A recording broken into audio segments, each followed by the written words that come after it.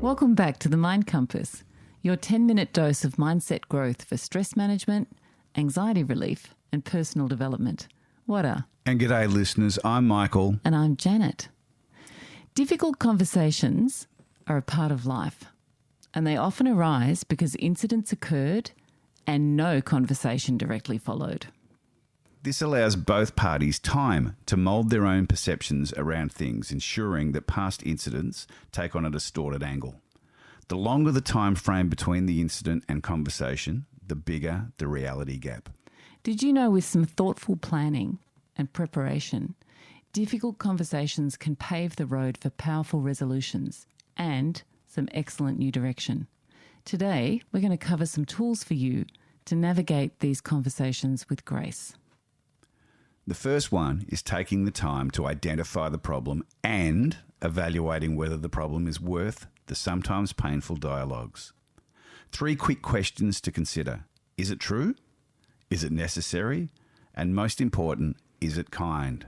Secondly, embracing the first seek to understand principle can revolutionise the way you engage in these conversations, active listening being the key. We're going to go into that deeper in another episode.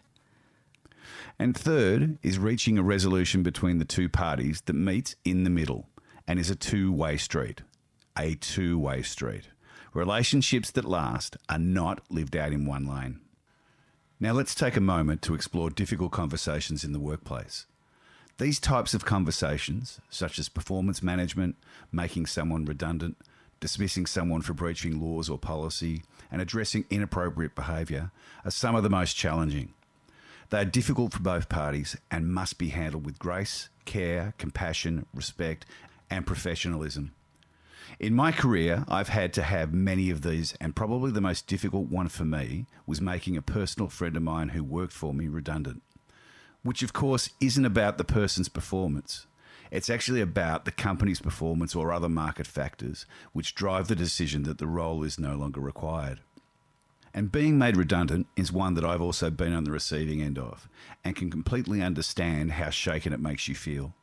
Mine was certainly not handled professionally or with care or dignity. It was actually delivered over the phone. Poor form. All of these conversations need to be done in person. And we once met a guy on a flight to London and we got chatting to him and he was explaining that he was headed to London for one day only. So this is a 24-hour flight for one day only to have one of these difficult conversations. That's how important it is to do it in person. So the key to navigating these conversations starts with preparation. Understand the facts, document everything relevant, and approach the discussion with a clear goal. Acknowledge that the person on the other side of the conversation is likely to feel vulnerable, apprehensive, or even defensive. And your role is to communicate clearly while maintaining dignity and respect for all involved. For example, when addressing a poor performance, begin by highlighting specific behaviours and their impact on the team or business rather than attacking the person's character. This helps to keep the conversation constructive and solution-focused. And when discussing redundancies or dismissals, ensure that you're transparent about the reasons while showing empathy for the individual circumstances. And in cases of inappropriate behaviour, focus on how the behaviour violates the agreed upon standards or policies and what steps need to be taken to correct it. And these conversations require not just clarity but emotional intelligence. Balancing firmness with empathy can create an environment where solutions are possible and trust can still be maintained, even in difficult circumstances. So with your difficult conversation, the first thing I encourage you to do is to write out the problem. What is the issue? Why is it important? You do this because it gets it out of your head and onto the paper, so you can look objectively at it. We call it head to heart to hand. It is important to write down how you feel about the issue, what emotions are presenting. List them out. Next, what is the level of intensity of these emotions? 1 being low intensity and 10 being fully blown out maximum intensity.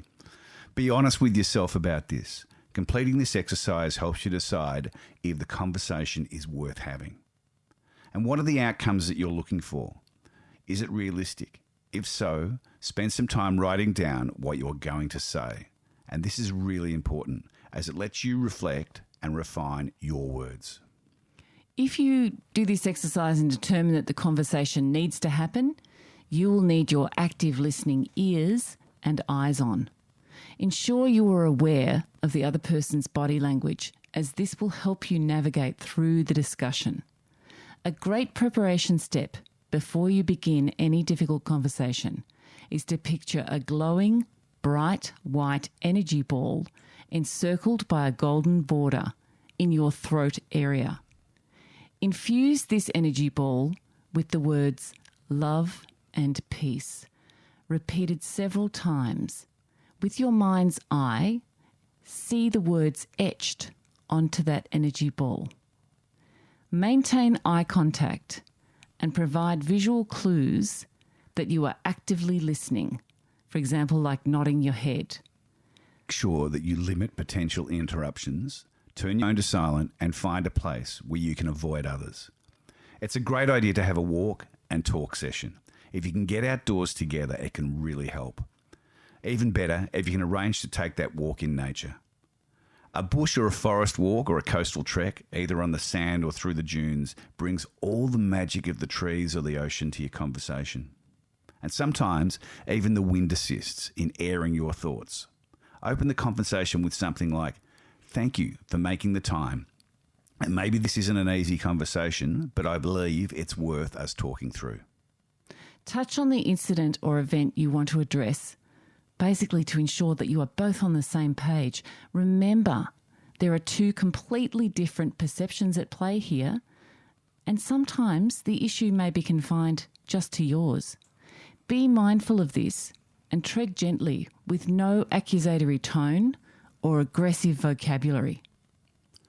Ask the other party for their thoughts, feelings, or perceptions around the issue first, and listen intently, ensuring that you don't interrupt them. Allow them to answer fully.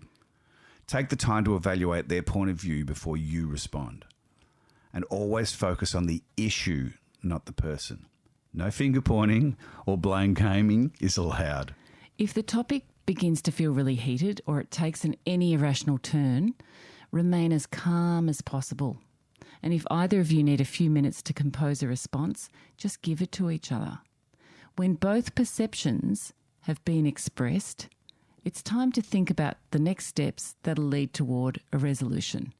Remembering again that meeting in the middle is the way to go. There are no one-way streets. So recall that energy ball that you're carrying in your throat area and see this ball now transfer some of that beautiful white and golden light to the other person, giving them love and peace balm to their throat area. Ask the other person the outcome that they would consider is successful and then let them know yours. What compromise, if any, needs to be made? And are you both willing to make those steps? Explore any doubts that either of you are having over rectifying things. Let each person talk about any fears or negative feelings that still remain around the issue. When a difficult conversation is handled well, you really will feel a weight lift off you. Once you've both been allowed to express yourselves, this allows your relationship to go to the next level. It builds stronger ties of trust and acceptance. Remember, nothing easy is worth doing. By learning to navigate difficult conversations with grace, you and the other person grow and learn, and that is a priceless gift. Tuning into the Mind Compass. If you found today's episode valuable, please share it with someone who could benefit from it. And don't forget to subscribe and leave a review. Let's continue growing together, one mind shift at a time. Until next time, take care, and may your difficult conversations be blessed with grace. Love and blessings. See ya.